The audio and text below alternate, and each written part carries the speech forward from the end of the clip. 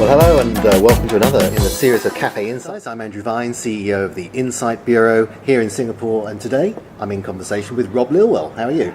Good, thanks. Well, nice to see you again. This isn't the first time we've done an interview like this. We did one in Singapore a couple of years ago. Yeah, I think me and my wife had just ridden a tandem across America. Right, okay. Well, Rob's got one of those glorious titles that you could put on a name card, adventurer, which is fantastic. Your claim to fame, of course, is that you've done a number of major adventures around the world, cycled back from Siberia, you've walked back from Mongolia, and you've pulled a sled across the Chinese Taklamakan desert just recently.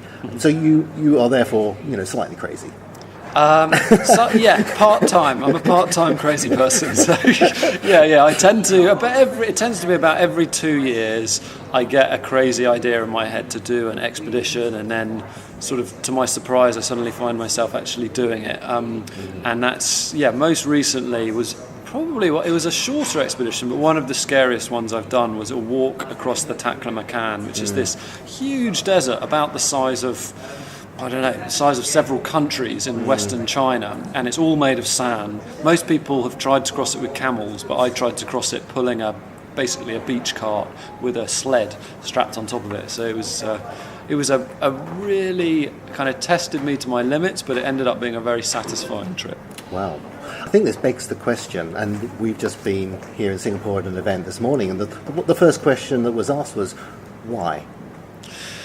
Yeah, it's a brilliant question. I think there are various reasons I kind of use to answer it, which are all true, but maybe they're going gradually deeper in terms of level. So I think one answer is just I enjoy adventures, and I'm sure a lot of people enjoy, just the feeling of going out and doing something in nature is fun. I love learning, so I love learning about the places I go and the people I meet. But I think a deeper reason, which I only really realised relatively recently after I'd done a lot of adventures, is I'm very passionate about personal development. I love testing myself and growing. I'm always really kind of wanting to develop as a person, and I've found adventures are a brilliant medium for that because it tests you intellectually, physically, in terms of your character, your courage, everything. So an adventure but when you come out the other side of an adventure, you're always changed, hopefully in a good way. And what I didn't say was that you used to be a very ordinary kind of guy in terms of a geography teacher. And for those who are listening, because we don't have video, it's only audio, you're not, by your own admission, some kind of Superman, SAS kind of guy. You're, again, a very ordinary guy who's done some pretty outstanding, extraordinary things. Yeah, I think that's utterly true. I'm very ordinary. I was a high school geography teacher. I was not, in top sports teams. I wasn't in the SAS or the Navy SEALs or in the Olympic teams. Mr. Ordinary, and also not a very brave person naturally, and perhaps that's one of the reasons I do these trips, because I don't like my life being determined by the things I'm afraid of. So I find adventures force me to kind of learn how to overcome fears. And I think it's this kind of lessons of adventure is what you're so good at when you come and speak to audiences. Sometimes it's conferences, other times it's customer events, but a lot of the time it's also internal company events where it's helping individuals have a slightly different mindset about some of the challenges that they face. I was particularly struck today when you were talking about false fears, for example. That really, I think, is quite powerful. It's amazing how, the attitudes and mindsets you need on an adventure can help in pretty much everything you do, whether it's writing a book or running a business. Today we were reflecting a bit about false fears, where often when you set off on an adventure, a lot of people will tell you why you shouldn't and can't do that. Today I was speaking about the Russians when I went through Siberia in winter on a bicycle.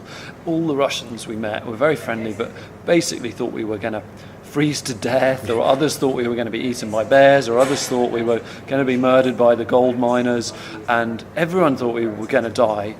But as we kept going, we found a lot of those were false fears. The winter was -40, so it was very cold, but you can survive -40 if you've got the right stuff. The bears, of course, hibernate when the winter arrives, so that was, not really a risk. It was a risk in summer, but not when we were there in winter. And the people in the wilderness, it turned out, were very friendly. So they were all false fears, which, in hindsight, and I think, well, what are my false fears in other areas of my life which just really hold me back, but they're not actually real?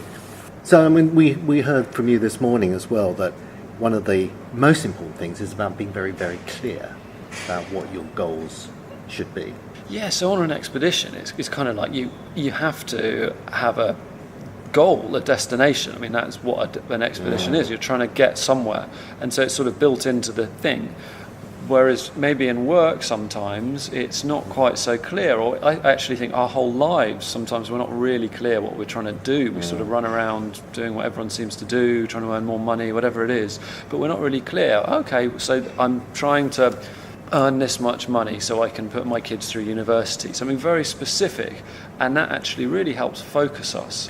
And there's fascinating research showing that if you They compared two groups of people. One group of people just thought about their goals in their heads. The other group of people wrote them down, broke them into sort of shorter term targets and shared them with a friend, and they were almost double as likely to achieve their goals through that simple activity of writing it down, breaking it down and sharing it, which takes half an hour in Starbucks, and yet it could radically change your chances of achieving what is important to you.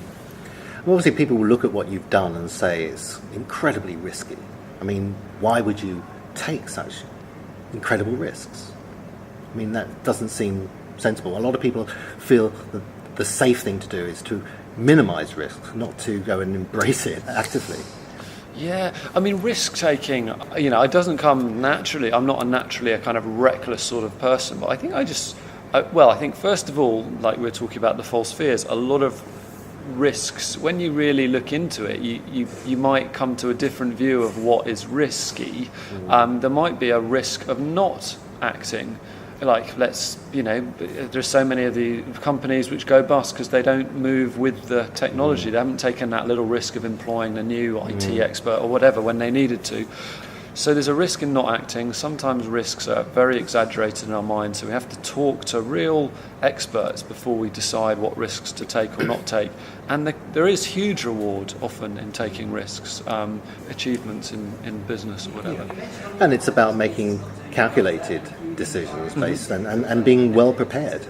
Yeah, preparation definitely. You can limit the risks. You can calculate them by talking to the right people and weighing them up. And even I think sometimes we need to just have a little bit of time to think about something before we know what to do, not to rush. I thought it was really good today when you mentioned a time where you were not afraid to admit that something was too risky. You actually decided, no, I'm not going to do this. When you were going through Afghanistan. Yeah. I was riding a bicycle towards Afghanistan, and I was in Pakistan, and I had to decide, should I cycle through Afghanistan? And I did research, talked to people who were working in Kabul, and it turned out that there was a region of Afghanistan which was definitely a very, very bad idea to cycle through, but there were other parts which were okay. And so the really, really dangerous bit, I ended up compromising on my kind of rule to cycle my whole route, and I caught a taxi with an armed guard for about 300 kilometres. So sometimes the right decisions to not do things, not to just press on and do them blindly. Yeah, and it can take more courage not to do something sometimes, or to modify the plan, and you have to tell everyone, well, we did have to modify the plan, but that is the right decision. Most of your travel, you've been on your own. I mean, are you some kind of loner? I mean, that's what I was accused of when I went backpacking around the world.